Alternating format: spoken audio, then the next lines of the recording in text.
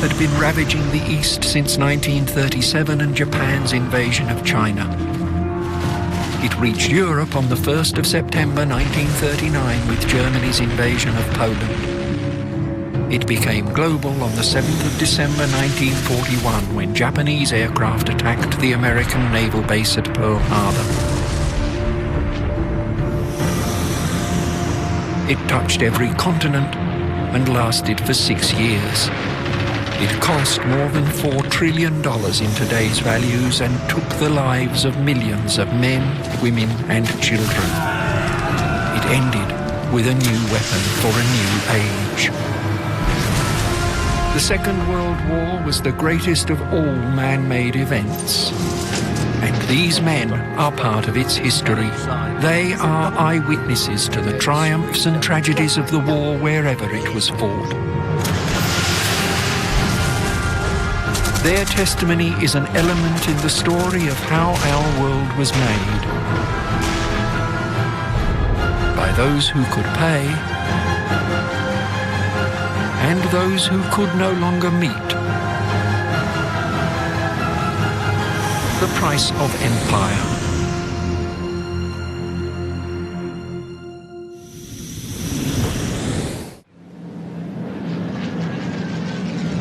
It is 1941. Britain has faced down the threat of invasion and defeated the Luftwaffe in the skies over the British Isles.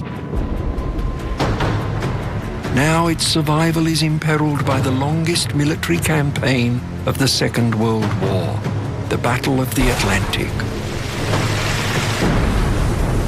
Events in this year in the Balkans, in the Eastern Mediterranean region known as the Levant,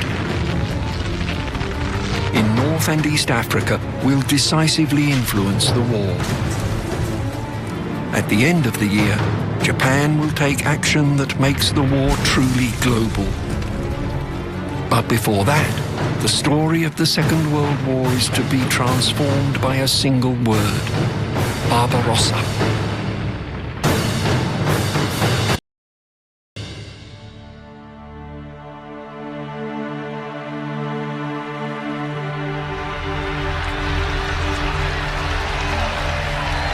On the 1st of September 1939, the passenger liner Athenia left Glasgow with 1,103 passengers. On the evening of the 3rd, the day that Britain declared war, she was sighted by the German submarine U-30, which fired 2 torpedoes. Athenia sank at 10:40 the next morning.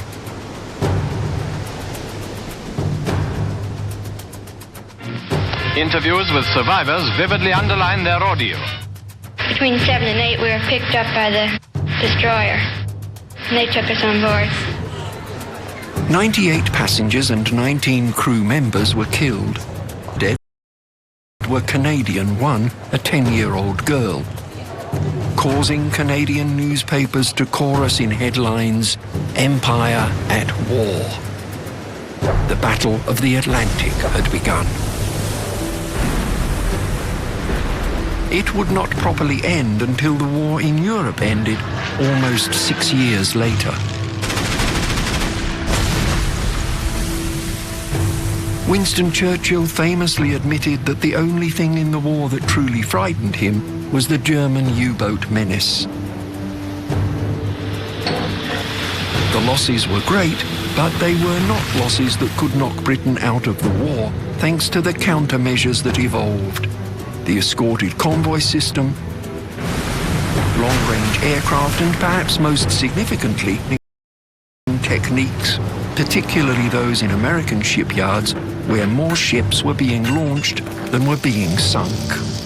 At the start of the war, Admiral Karl Dönitz, chief of the U-boat force, had claimed that he needed a fleet of 300 vessels, but he only had 58.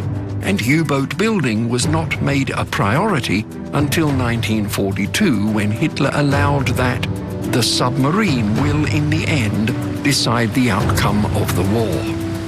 It did not. By the end of the war, Germany had 463 U-boats, but that was too many, too late. The pride of the German Navy, the Kriegsmarine, was her capital ships, and the pride of these was the Bismarck. The steel used in the construction of the Bismarck could have built 100 submarines. Instead, it produced a single battleship that went to war on May the 19th, 1941. She was, from the start, shadowed by British naval forces and elements of the Fleet Air Arm. Brought to battle, and after just 10 days at sea, she was sunk.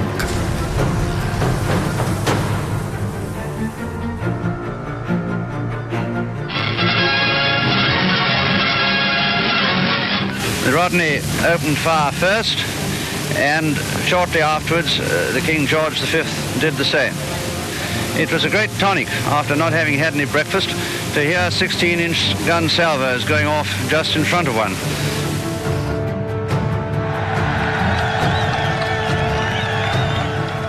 By contrast, submarines had been effective in preying on the crucial supply routes that brought food and vital war material to Britain.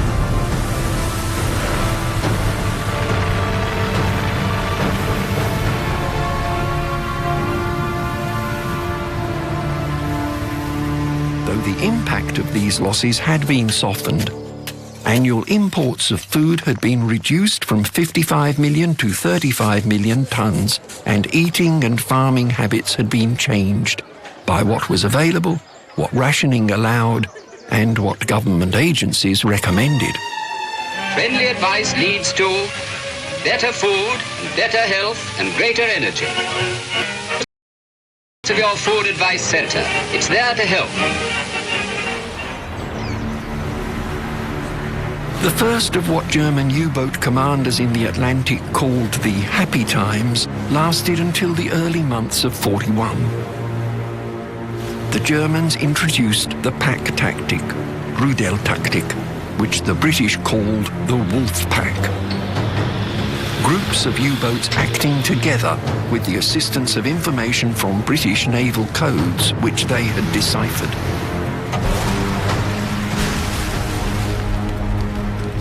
So great was their initial success that in March 1941, Winston Churchill released 40,000 men from military conscription to work in the dockyards, where a backlog of 800,000 tons of damaged shipping was awaiting repair. The U-boat of the day was not the stealthy killer of today. It was diesel-powered on the surface, battery-powered when submerged, when it travelled as slowly as the slowest cargo vessel. The U-boat's vulnerability was found out by augmented destroyer and corvette escort groups accompanying convoys, where in January and February of 1941 no U-boats had been lost. They now began to suffer monthly sinkings. By war's end, 75% of those who served on U-boats had been killed.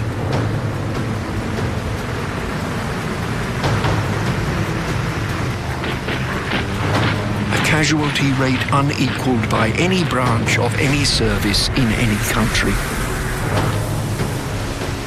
From May, convoys were being escorted for the entire Atlantic, crossing with the Royal Canadian Navy assuming responsibility for the Western Zone.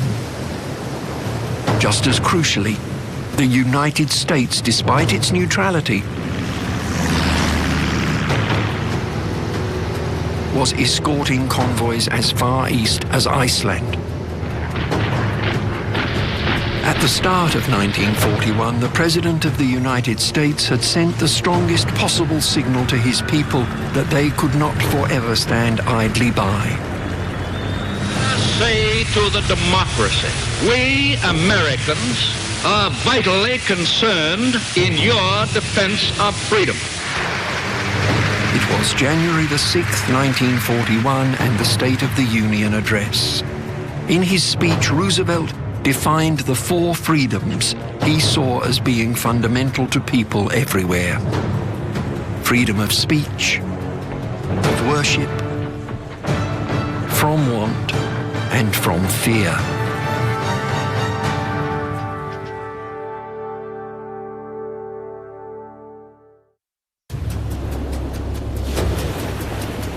In April 1941, a minor event of great significance influenced the Battle of the Atlantic. The capture of U-boat 110. Forced to the surface by Royal Navy action, the boarding party stripped U-110 of everything portable, including her Kurzsignal codebook and Enigma machine. The documents and the machine helped codebreakers at GC&CS, the British Government Code and Cipher School at Bletchley Park, penetrate the 1.253 trillion permutations of the Enigma code. Thereafter decrypting more than 1 million Kriegsmarine messages during the war. The improvement in Allied countermeasures is demonstrated by the figures. In the first 6 months of 1941, about 1.5 million tons of shipping had been lost to submarines. But that figure was almost exactly halved in the second half of the year, and at the cost of 32 U-boats sunk. By 1943, the picture had changed dramatically. In 1943, 248 U-boats were sunk. It was to defend other imperial trade routes coming to Britain through the Red Sea and Suez that Britain was established in Egypt. It was this that brought war to the North African shore, and this that made the Horn of Africa of vital interest.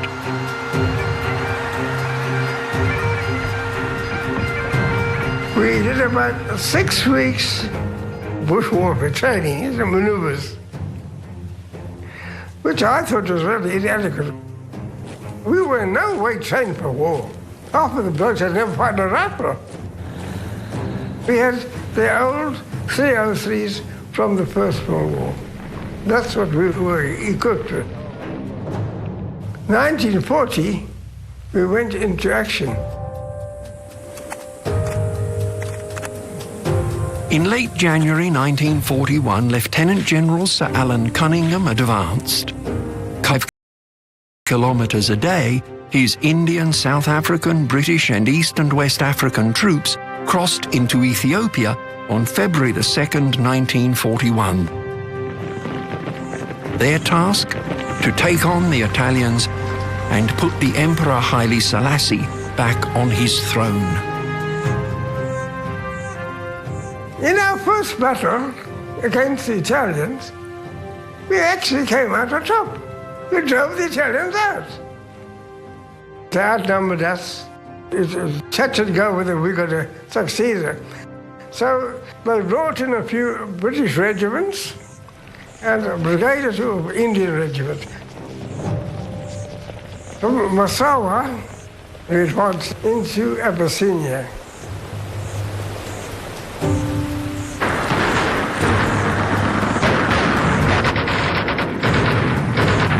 Now we had to fight the Italians to take over the objective, which we did. Amazingly, we did. With our greenhorn army, we succeeded. Cunningham had taken 50,000 prisoners and gained more than 930 square kilometers at the cost of 135 men killed and 4 captured. Italian resistance continued until late November, but by then, the majority of British troops had been withdrawn to bolster the forces facing a more serious challenge in North Africa. Vichy France and Franco's Spain, both sympathetic to the Axis powers, controlled Morocco. Algeria was Vichy French, as was Tunisia. Libya was an Italian possession. Egypt, which meant control of the Suez Canal, was a British protectorate. The Mediterranean was a disputed sea. When Italy had been obliged to withdraw naval units from the Asian station.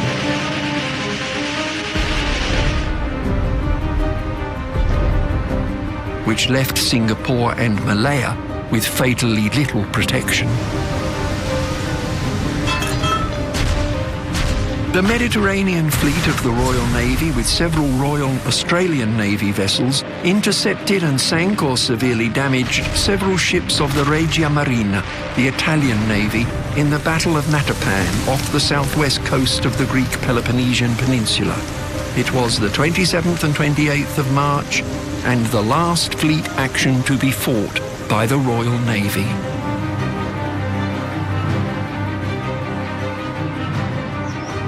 The conflict in the Mediterranean invested a small British possession with great strategic significance. This was Malta, a fortress with airfields and an immense naval dockyard.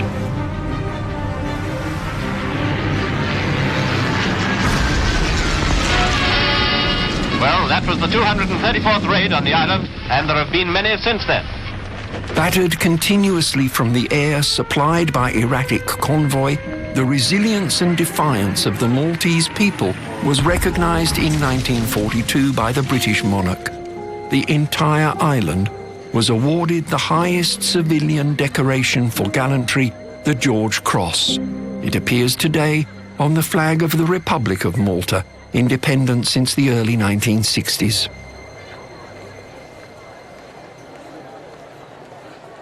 Keeping Malta meant keeping open the sea lanes along which supplies went to the Allied forces gathering in North Africa.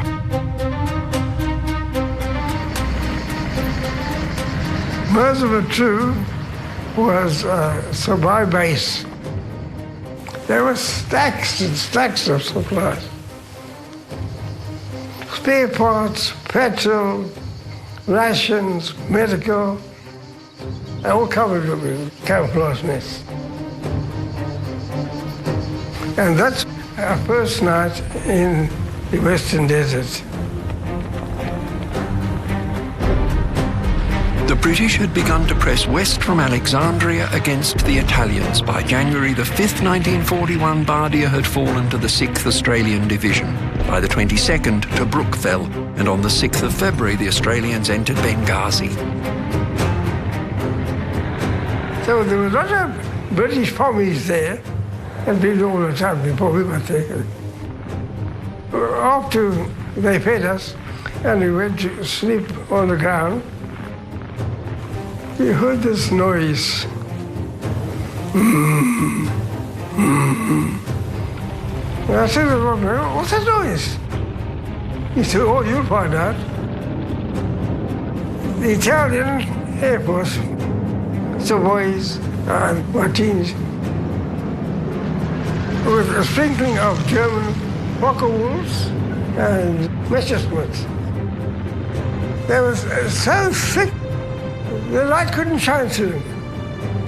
It was like a black cloud. The first we had ever seen of an aerial attack. We'd never seen one before. Because the Italians never had an air force in East Africa. The Messerschmitt, they came in the first machine. And of course, we started running like mad. Settle down, lie down, don't run. Press on the ground, just stay there. By running around, you make yourself a target. And these are piquant, you know. And of course, we lost a few men through ignorance.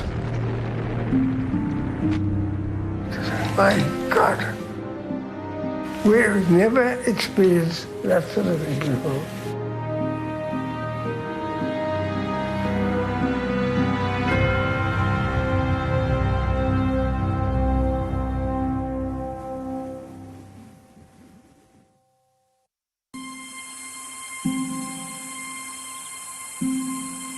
British success in North Africa was short-lived.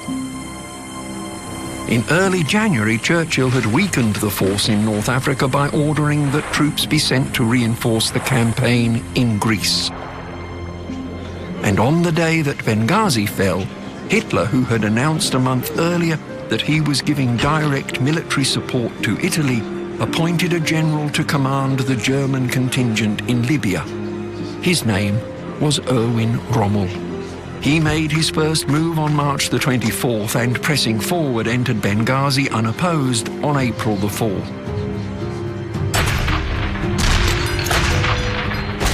The advance continued at such a pace and the withdrawal in such confusion that 2 British generals, O'Connor and Neame, were captured and the Australians were in danger of being cut off.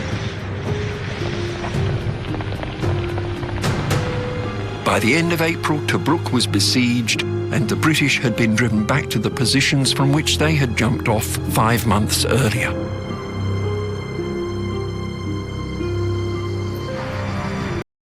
The news for the Allies was equally bleak in the Balkans.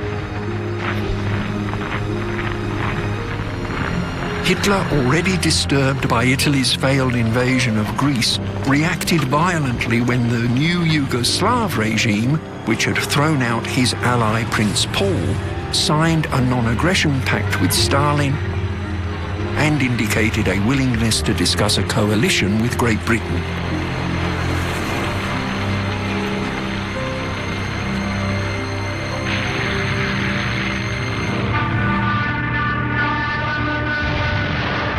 The German offensive in the Balkans opened on April the 6th with a Luftwaffe attack on the Yugoslav capital, Belgrade.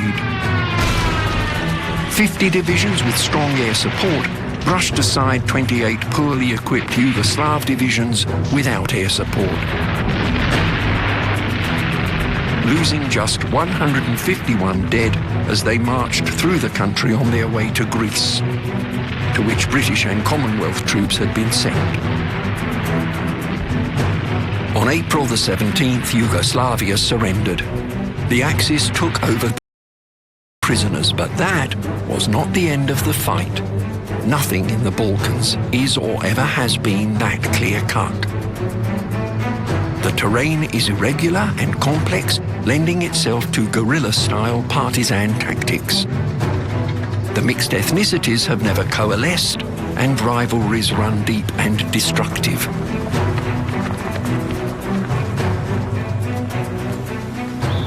The area became the only theatre for effective partisan activity, but those who fought the common enemy, Hitler's Germany, put just as much energy into fighting each other. Serbian monarchists, the Chetniks, could not agree common cause with Croatian Ustashi, and neither allied with partisans, led by a former agent of the Communist International who called himself Tito. The Germans' callous invasion of Greece, another black outrage in Hitler's record of crime, is thus launched over land where superiority in tanks and motor transport may avail them nothing. We didn't have really proper maps. We only had a few sketches. And Carey said to me, "Oh, there's a goat herd over there. Would you like to go over and ask him if he knows where the hell we are?" He said. So I said, "Very good, sir." I walked across and this man was sat there. And I said, "Excuse me, do you understand English?" And he looked at me a bit old-fashioned and said, "No, but I can speak American."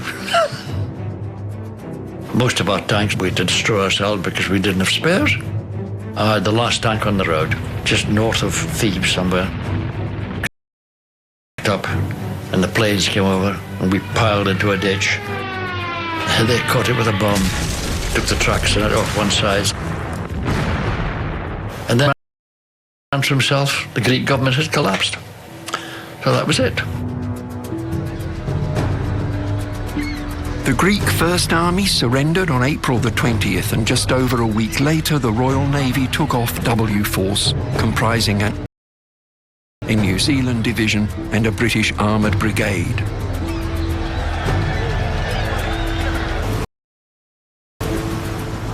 W Force was evacuated to Crete, leaving 10,000 of its number behind as prisoners of war. As with Dunkirk, the British had managed to extricate the men, but had been obliged to leave behind the heavy equipment. The Germans entered Athens on April 27th. 2 days earlier, in Führer Directive 28, Hitler had ordered the capture of Crete. Before the assault launched, one of the war's most bizarre footnotes had played out. It would not appear to have been a time for the Axis to be seeking peace with the beleaguered Allies, but someone felt that they should. At 1745, on the 10th of May 1941, a specially prepared Me-110 took to the air. Its pilot and sole occupant was wearing a leather flying suit bearing the rank of captain.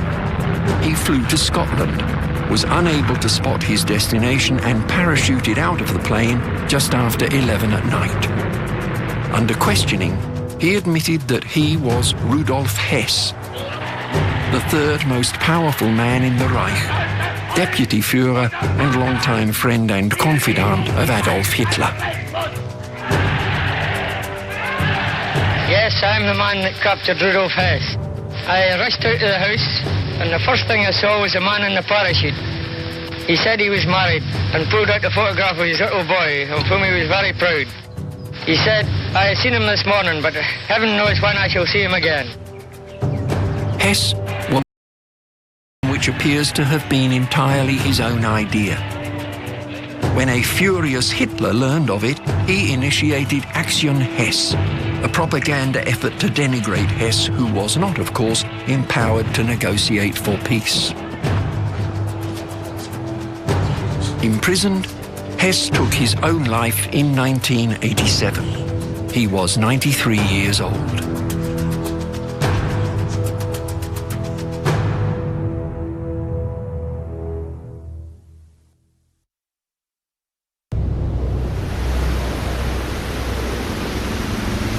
By the time Rudolf Hess was safely in British custody, the Luftwaffe had launched its first attacks on the island of Crete. After 5 days, on May the 20th, the Germans began their assault. The plan was for an airborne invasion. It was a disaster, and Germany would never, as a result, use airborne troops again. Glider troops and 4 of the parachute battalions were smashed to pieces before they could join the fight. By the end of May the 20th, German forces had failed to secure any of their objectives.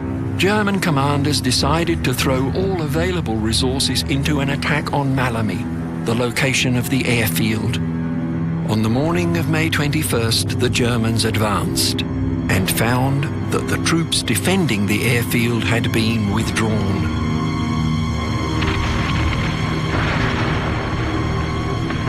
The Germans wasted no time flying in reinforcements. British Army commanders were soon considering surrender, and on the first anniversary of Dunkirk, British troops were evacuated, leaving the people of Crete to face well-documented atrocities. British Empire and Dominion troops were also in action at the eastern end of the Mediterranean. Then, as now, a region of great strategic significance. The Levant, substantially the area of modern Iraq, Syria and Lebanon, was largely controlled by an administration loyal to Pétain's Vichy French government. On the 8th of June, a British force with Free French elements advanced into Syria and Lebanon with the expectation of meeting token resistance from the Vichy garrison. Its expectations were disappointed.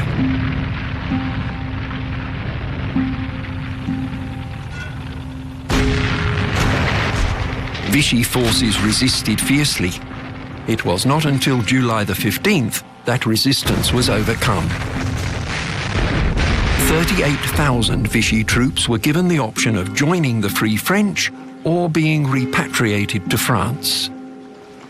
Only 5,700 elected to fight on.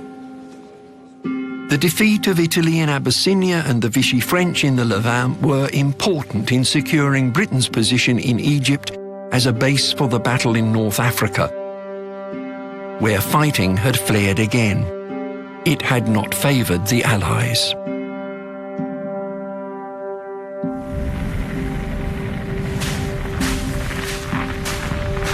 We got to a place directly opposite Tobruk, a place called City of Rasay. What would you expect to find there? Nothing. There was a stone, not a building, nothing. El Adam, Burr Bush, Buck Park. All these names are part of the desert, but there was nothing there. Just a pile of stones with a number on it. On June 15th, General Wavell, Commander-in-Chief, succumbing to pressure from Churchill who wanted him to relieve Tobruk, had launched an offensive, Operation Battle Axe.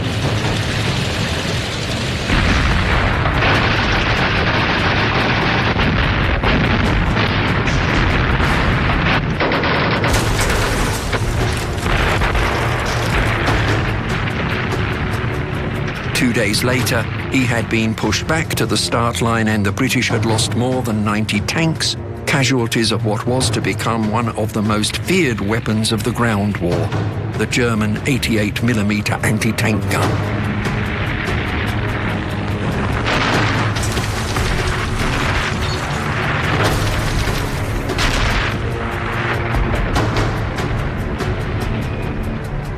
I watched the German 88. It fired 6 shots and burned up 5 tanks.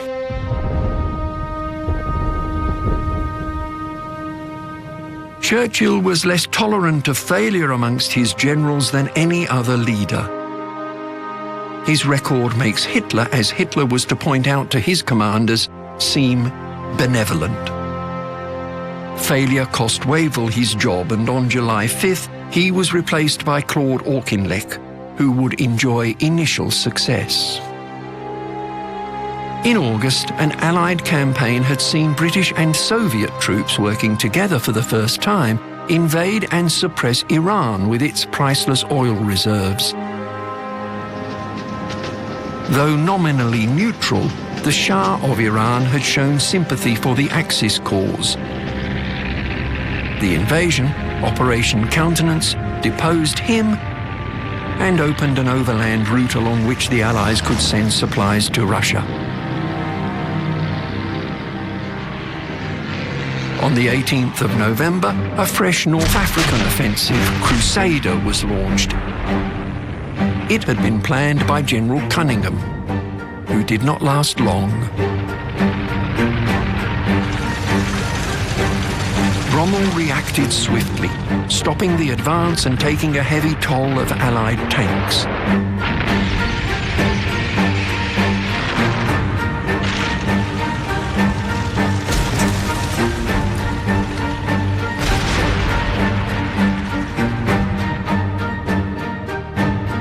The attempted breakout from Tobruk failed on the 20th, and on the 24th, Rommel's armour, dashing for the wire, as it was said, reached the Egyptian-Libyan frontier. Cunningham sought permission to halt the offensive and fall back. Auchinleck did more than disagree. He dismissed him. Fighting in North Africa would resume decisively in 1942. But as a battlefield, it had been quite overshadowed by events elsewhere. For 2 days in August 1941, the leaders of the great democracies had met aboard an American warship in Placentia Bay in Newfoundland. It was the first summit between President Roosevelt and Prime Minister Churchill.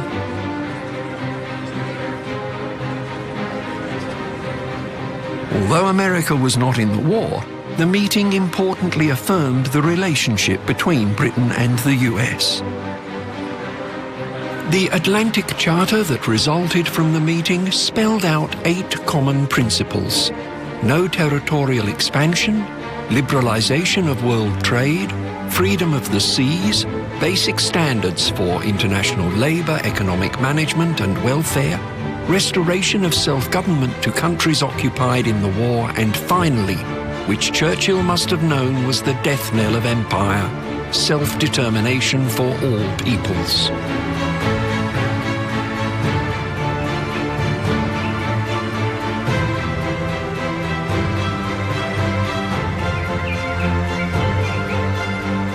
Such a demonstration of Anglo-American solidarity was in part a response to increasing tensions in Asia. And in part, it was recognition of the tremendous escalation of the European war. On the 22nd of June 1941, Germany and her Axis partners had invaded the Union of Soviet Socialist Republics.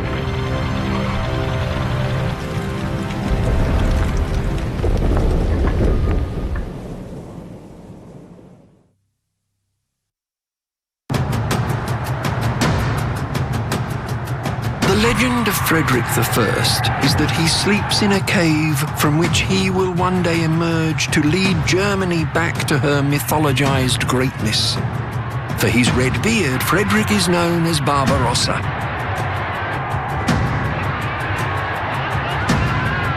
Führer Directive 21 of December the 18th, 1940, gave that name to the instruction that the German armed forces must be prepared even before the conclusion of the war against England to crush Soviet Russia in a rapid campaign.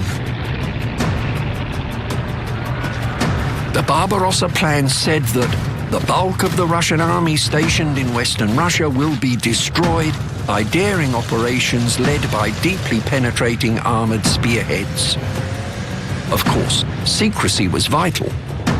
Germany and the Soviet Union had signed a non-aggression pact.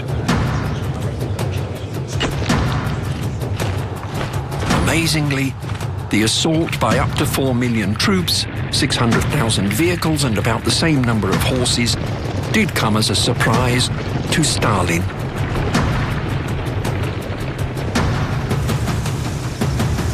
Despite German violations of Soviet airspace and warnings, including one from the anti-Nazi German ambassador to Moscow, Stalin trusted Hitler. Окончил 7 классов, представлялась безмятежная мирная жизнь, работать в колхозе. А потом, может быть, после каникул продолжать где-то учиться. Но случилось совсем не так, как думалось.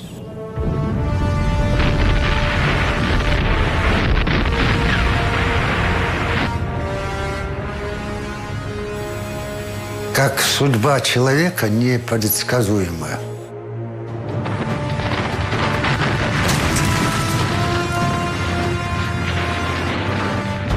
Сейчас будет передано важное правительственное сообщение.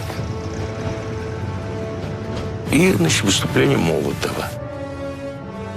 Я его все прослушал. Ну, все, война.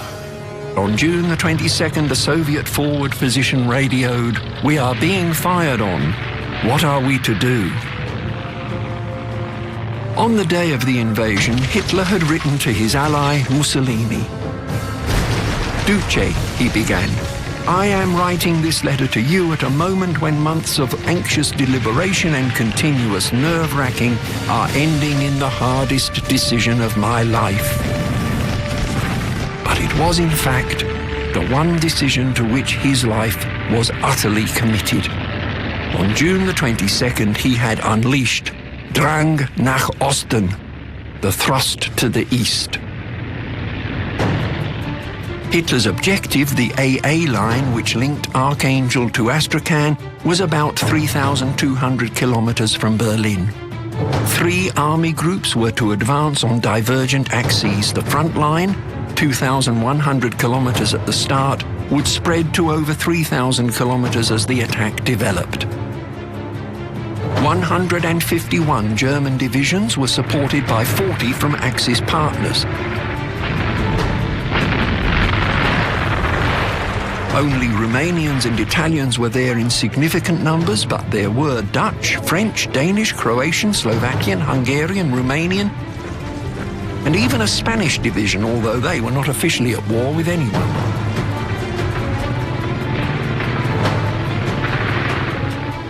Russian forces were found deployed following every twist and turn of the border instead of holding a formed defensive position. The Red Air Force was similarly forward and exposed. 1,500 Soviet aircraft were destroyed on the ground and 300 in the air in the first 24 hours.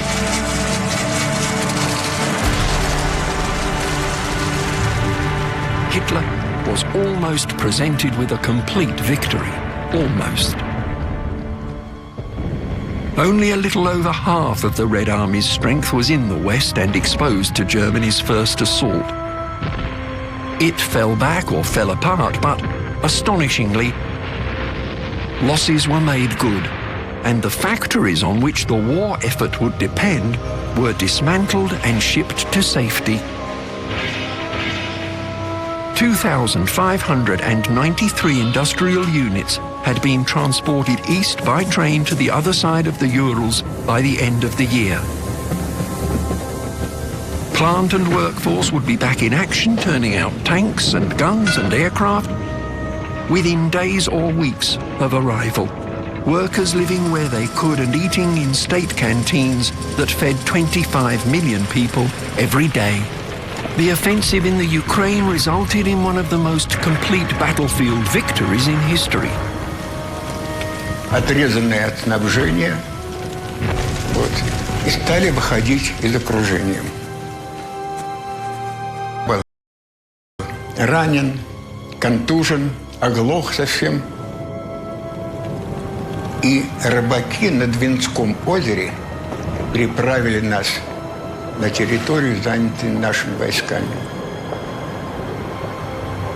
Там начались мои госпитальные хождения.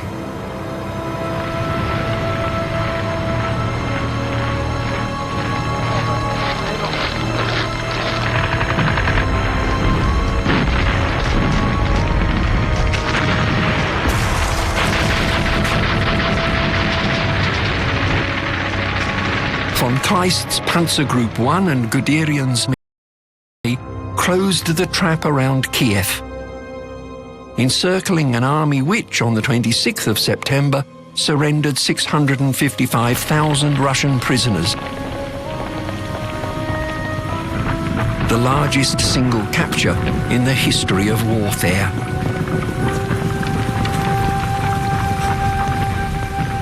Well over 1 million Russians were prisoners of war by September.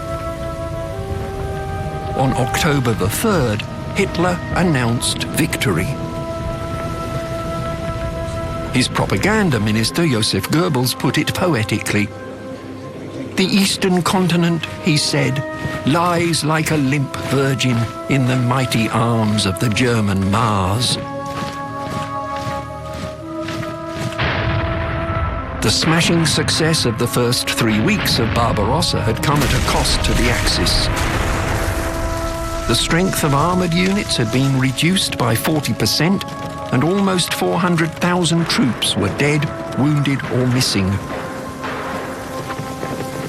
As early as August the 11th, Hitler had written, "The whole situation makes it increasingly plain that we have underestimated the Russian Colossus." By mid-October 1941, the Ostheer, the Eastern Army, had occupied territory where 45% of the Soviet population lived. 64% of its coal was mined and 47% of its grain was harvested.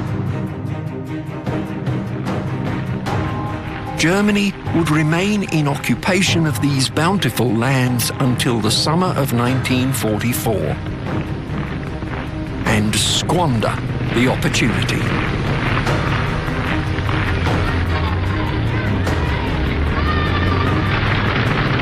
In many parts of the occupied territory, the elders, rejoicing in their release from Soviet oppression, greeted the invaders with traditional bread and salt. Observing local joy, Field Marshal Theodor von Bock, commanding Army Group Center, observed, "This people would not be difficult to lead."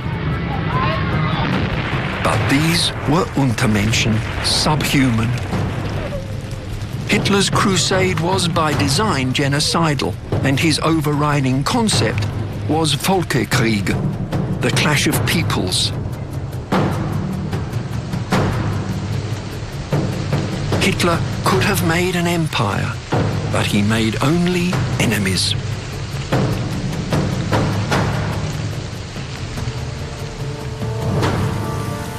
On September the 30th, General Guderian had begun to move on Moscow. All other units along a wide front moving on October 2nd. Today, Hitler said, began the last great offensive of the war. But on October the 8th, rain fell.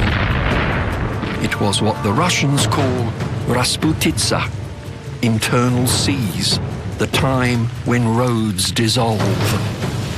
Fierce fighting continued, but the armies literally got bogged down and the offensive stalled. Leading German units were within 30 kilometers of Moscow. The Germans along an 1,800-kilometer front had much of European Russia in their hands. Было постановление правительства об эвакуации правительства, эвакуации дипломатического корпуса из Москвы в город Куйбышев. Но руководство города допустило одну ошибку. Оно не оповестило население об этом. И когда люди увидели, тянутся эшелоны, машины, жгут документы на предприятиях, они подумали, простые рабочие, что город хотят сдать. И началась паника. И я был свидетелем этой паники. Soviet reinforcements were found. Resistance was desperate.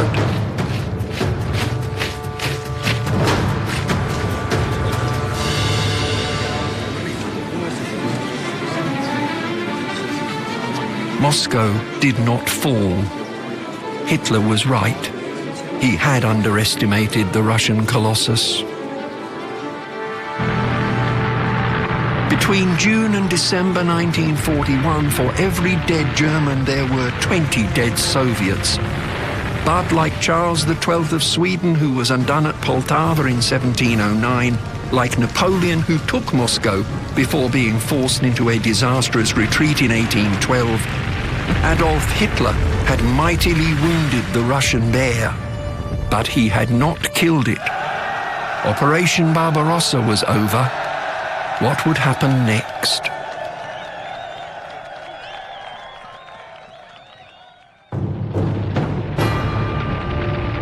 What happened when fighting resumed with Zhukov's counter-offensive in December was part of a very different war.